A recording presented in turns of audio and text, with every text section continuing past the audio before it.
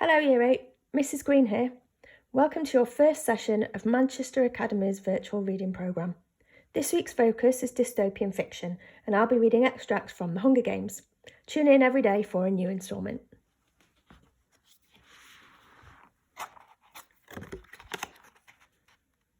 At 1 o'clock, we head for the square.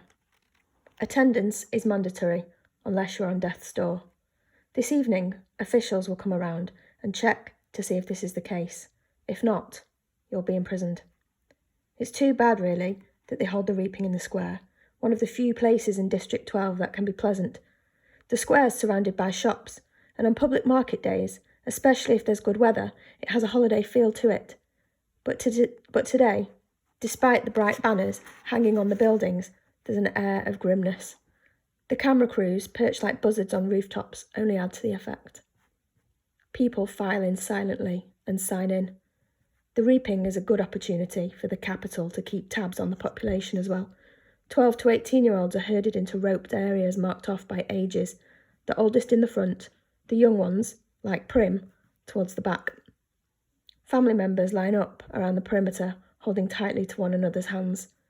But there are others too, who have no one they love at stake, or who no longer care, who slip among the crowd, taking bets on the two kids whose names will be drawn. Odds are given on their ages, whether they're seam or merchant, if they'll break down and weep. Most refuse dealing with the racketeers, but carefully, these same people tend to be informers, and who hasn't broken the law? I could be shot on a daily basis for hunting, but the appetites of those in charge protect me. Not everyone can claim the same. Anyway, Gail and I agree that if we have to choose between dying of hunger and a bullet in the head, the bullet would be much quicker. The space gets tighter, more claustrophobic as people arrive. The square's quite large, but not enough to hold District 12's population of about 8,000. Latecomers are directed to the adjacent streets, where they can watch the event on screens and it's televised live by the state. I find myself standing in a clump of 16s from the seam. We all exchange terse nods, then focus our attention on the temporary stage that is set up before the Justice Building. It holds 3 chairs, a podium and 2 large glass balls, one for the boys and one for the girls. I stare at the paper slips in the girls' ball. 20 of them have Katniss Everdeen written on them in careful handwriting. 2 of the 3 chairs fill with Madge's father, Mayor Undersea, who's a tall, balding man, and Effie Trinket, District 12's escort, fresh from the capital with her scary white grin, pinkish hair and spring green suit. They murmur to each other and then look with concern at the empty seat. Just as the town clock strikes 2, the mayor steps up to the podium and begins to read. It's the same story every year. He tells of the history of Panem, the country that rose up out of the ashes of a place that was once called North America. He lists the disasters, the droughts, the storms, the fires, the encroaching seas that swallowed up so much of the land, the brutal war for what little sustenance remained. The result was Panem, a shining capital ringed by 13 districts which brought peace and prosperity to its citizens. Then came the dark days, the uprising of the districts against the capital. 12 were defeated, the 13th obliterated. The Treaty of Treason gave us the new laws to guarantee peace, and as our yearly reminder that the dark days must never be repeated, it gave us the Hunger Games. The rules of the Hunger Games are simple. In punishment for the uprising, each of the 12 districts must provide 1 boy, 1 girl and 1 boy, called tributes, to participate. The 24 tributes will be imprisoned in a vast outdoor arena that could hold anything from a burning desert to a frozen wasteland.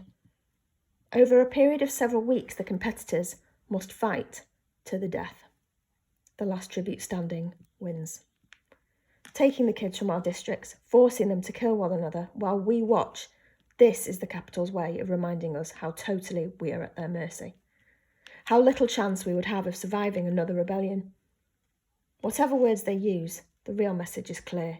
Look how we take your children and sacrifice them, and there's nothing you can do. If you lift a finger, we will destroy every last one of you, just as we did in District 13. To make it humiliating, as well as torturous, the capital requires to treat the Hunger Games as a festivity, a sporting event pitting every district against the others. The last tribute alive receives a life of ease back home, and their district will be showered with prizes largely consisting of food. All year, the capital will show the winning district gifts of grain and oil, and even delicacies like sugar, while the rest of us battle starvation. "It is both a time for repentance and a time for thanks," intones the mayor. Then he reads the list of past District 12 victors. "In 74 years, we've had exactly 2. Only one is still alive. Hamish Abernathy, a paunchy middle-aged man who at this moment appears hollering something unintelligible, staggers onto the stage and falls into the 3rd chair. He's drunk. Very. The crowd responds with its token applause, but he's confused and tries to give Effie Trinket a big hug, which she barely manages to fend off. The mayor looks distressed. Since all of this is being televised, right now District 12 is the laughingstock of Panem, and he knows it. He quickly tries to pull the attention back to the reaping by introducing Effie Trinket. Bright and bubbly as ever, Effie Trinket trots to the podium and gives her signature, "Happy Hunger Games! May the odds be ever in your favour." Her pink hair must be a wig because her curls have shifted slightly off-centre since her encounter with Hamish. She goes on a bit about what an honour it is to be here, although everyone knows she's just aching to get bumped up to a better district where they have proper victors, not drunks who molest you in front of the entire nation. Through the crowd, I spot Gail looking back at me with the ghost of a smile. As reapings go, this one at least has slight entertainment factor. But suddenly, I'm thinking of Gail and his 42 names in that big glass ball and how the odds are not in his favour, not compared to a lot of the boys. And maybe he's thinking the same thing about me, because his face darkens and he turns away. But there are still thousands of slips, I wish I could whisper to him. It's time for the drawing. Effie Trinket says, as she always does, "Ladies first," and crosses to the glass ball with the girls' names. She reaches in, digs her hand deep into the ball and pulls out a slip of paper. The crowd draws in a collective breath, and then you can hear a pin drop, and I'm feeling nauseous and so desperately hoping that it's not me, that it's not me, that it's not me. Effie Trinket crosses back to the podium, smooths the slip of paper, and reads out the name in a clear voice. And it's not me. It's Primrose Everdeen. Okay, come back tomorrow for the next instalment. See you soon.